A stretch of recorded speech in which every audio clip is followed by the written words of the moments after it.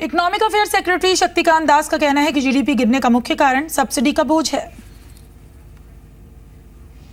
GDP for the Q1 of the current year are out, and at 7.1%, it's lower than last year, of course. But the main reason, as a dissection and analysis of the GDP data shows that the main reason is on account of higher subsidy expenditure. I think that is the key factor.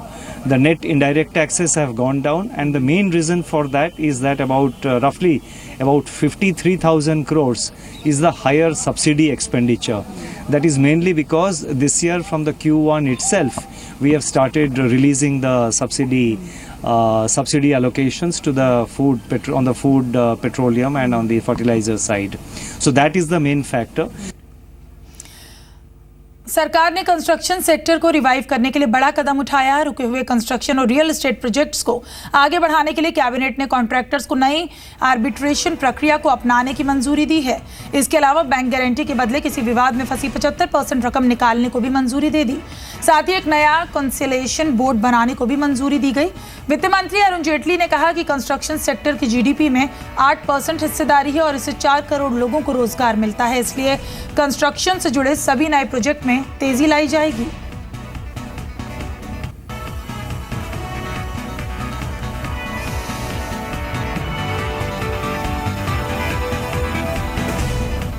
Decided that when an award has been made and a public body is challenging the same against a margin-free bank guarantee being given by the contractor, 75% of the amount will have to be released to him.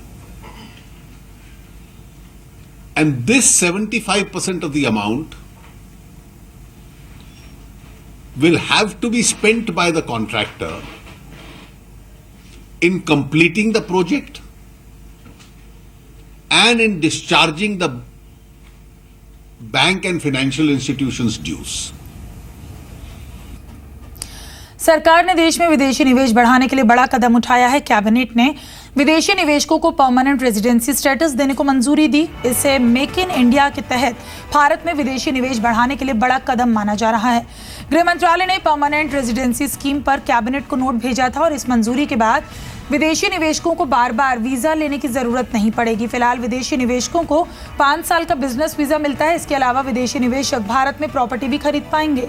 फिलहाल NRIs और पीआईओज को resident status मिलता है और Canada, America, Britain, Australia में ऐसी सुविधा मौजूद है। सीसीआई यानी कंपटीशन कमीशन ऑफ इंडिया ने सीमेंट कंपनियों पर जुर्माना लगाया। सीसीआई ने 10 सीमेंट कंपनीज और सीमेंट मैन्युफैक्चरर्स एसोसिएशन यानी सीएमए पर कार्टेलाइजेशन का आरोप लगाया। सीसीआई ने सबसे ज्यादा जुर्माना जयप्रकाश एसोसिएट्स पर लगाया है। कंपनी पर करीब 1324 करोड़ रुपए का जुर्माना लगाया। इसके अलावा अल्ट्राटेक पर 1175 करोड़ रुपए का जुर्माना लगाया गया। वहीं एसीसी, इंडिया सीमेंट्स, जेके सीमेंट्स, लफार्जे, बिनानी, रैमको, सेंचुरी, एसीएल पर भी सीसीआई ने जुर्माना लगाया।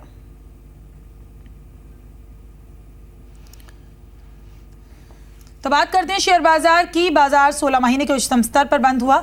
आज के कारोबार में सेंसेक्स 109 अंक और निफ्टी 42 अंक की बढ़त के साथ बंद हुआ। मिड कैप और स्मॉल कैप के शेयर्स में आज खरीदारी देखने को मिली। बैंक, कैपिटल गुड्स, इंफ्रा और शुगर शेयर्स में सबसे ज्यादा खरीदारी रही। वहीं मेटल, रियल्टी और आईटी कंपनीज के शेयर्स पर दबाव देखने को मिला।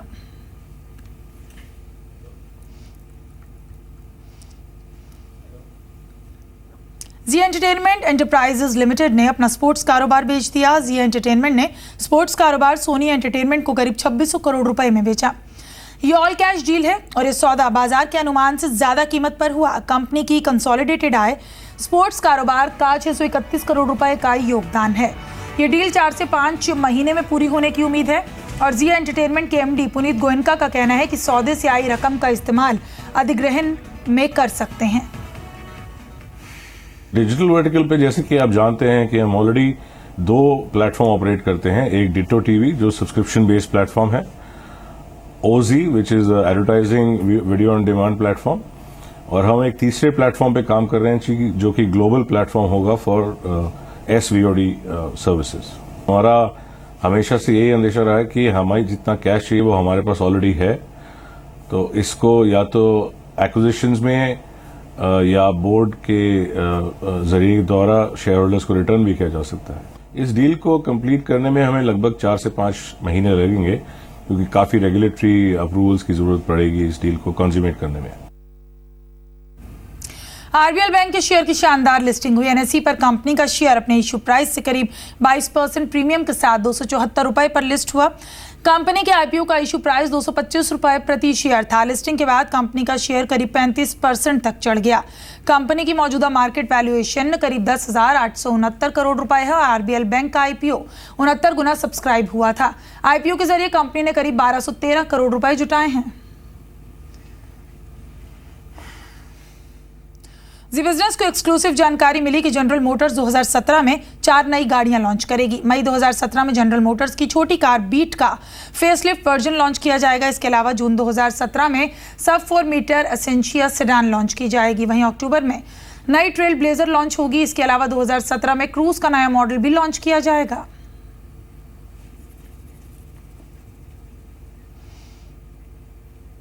हीरो मोटोकॉर्प के चेयरमैन पवन मुंजाल का कहना है कि कंपनी को मौजूदा वित्तीय वर्ष में 15 टू व्हीलर्स लॉन्च करने हैं। इनमें से 3 मोटरसाइकिल फेस्टिव सीजन से पहले लॉन्च होनी है। इसमें नई अचीवर 150, सुपर स्प्लेंडर और पैशन PRO शामिल है। इन तीनों मोटरसाइकिल में हीरो की पेटेंट i3S टेक्नोलॉजी का इस्तेमाल किया गया। मुंजाल की माने तो कंपनी का गुजरात प्लांट इस वित्तीय वर्ष की तीसरी तिमाही तक ऑपरेशनल हो जाएगा। इसके अलावा कंपनी की जनवरी 2017 में अर्जेंटीना में ब्रांड हीरो लॉन्च करने की योजना है। इसके अलावा नाइजीरिया में बिक्री जल्द शुरू की जाएगी। Good news for the customers is that we have 3 models coming up for the festive season.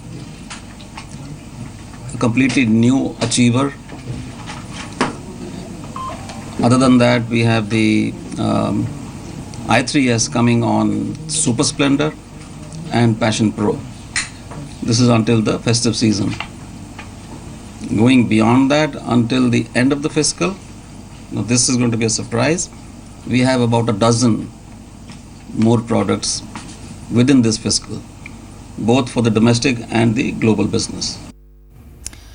Ji business की खबर का असर दिखना शुरू हो गया। दाल कीमतों में भारी गिरावट से किसानों को नुकसान न हो, इस पर कल प्रधानमंत्री कार्यालय में चर्चा हुई। सूत्रों के मुताबिक सरकारी खरीद को कैसे बढ़ाया जाए, इस मुद्दे पर पीएमओ में अहम चर्चा हुई और इसके बाद कंज्यूमर अफेयर्स सेक्रेटरी ने भी आज इस मुद्दे पर इंटर मिनिस्ट्रियल मीटिंग बुलाई। खाद्य मंत्री रामविलास पासवान ने कहा कि सरकारी खरीद पर योजना बनाई जा रही है, जिसमें बोनस के साथ एमएसपी पर दलहन की खरीद की जाएगी। जी बिजनेस ने सबसे पहले बताया था कि खरीफ दलहन की सप्लाई शुरू होते ही कीमतों में भारी गिरावट आ गई है। आपको बता दें कि मूंग का भाव एमएसपी से 20% नीचे लुढ़क गया, जिससे किसानों को नुकसान हो रहा है। हम लोगों ने इसलिए जो है उसके सामने में कई एक तो हम लोगों ने तेजी किया कि राज्यों से कहा, और राज्य सरकारों को भी हम धन्यवाद देना चाहते हैं कि उन्होंने जमाखोरों के खिलाफ में जो है अभियान चलाया, और उसका नतीजा है कि जैसे पानी के समय में जो है सब चूहा बाहर निकलने लगता है तो सामान बाहर आना शुरू हो गया। तो दालों की कीमत यदि घटेगी, एमएसपी प्राइस से कम होगा, तो फिर हम किसान से खरीदेंगे और जो बफर स्टॉक है उसमें रखेंगे।